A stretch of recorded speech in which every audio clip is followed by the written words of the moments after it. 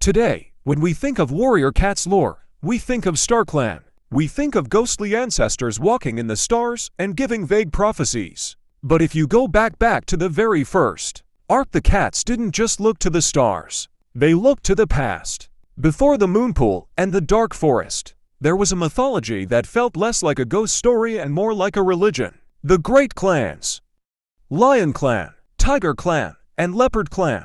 Why did these stories disappear? And what do they tell us about the original vision for the series? Let's dive deep into the mythology the clans forgot. In Arc 1, the elders speak of the great clans as literal ancestors. These weren't just big cats. They were the archetypes of what a warrior should be. LionClan represented the sun and raw courage. They had manes of gold and claws like bees. TigerClan was the master of the night and shadows. LeopardClan was the soul of the river, fast, agile, and sleek. But the coolest part of this lore is the just so stories. These are folk tales used to explain why cats look the way they do today. Take the tiger's stripes.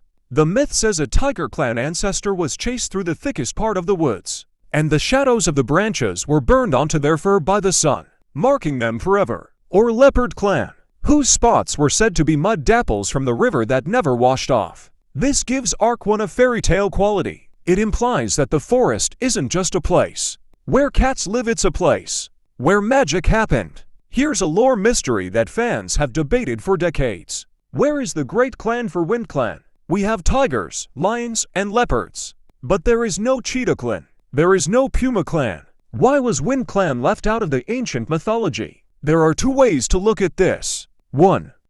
WindClan has always been the purest followers of TigerClan. They live closest to the high stones. They sleep under the open sky. Perhaps they didn't need big cat myths because they were already looking directly at the ancestors. 2. Some theorists suggest that a fourth great clan did exist, but was lost to time, much like SkyClan was lost to the physical forest. It paints a picture of a mythology that is already decaying by the time Firepaw arrives.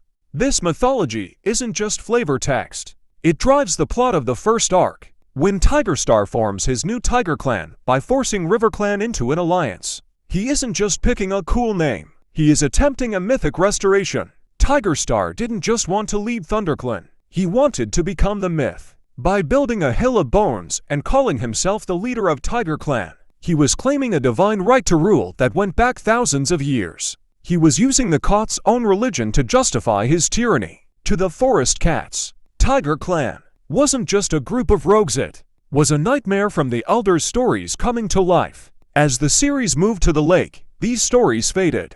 The cats became more concerned with the literal ghosts of TigerClan than the symbolic legends of the great clans. In a way, the lore became more grounded, but it lost that ancient, wild vibe that made the first 6 books so unique. The great clans represented the wild.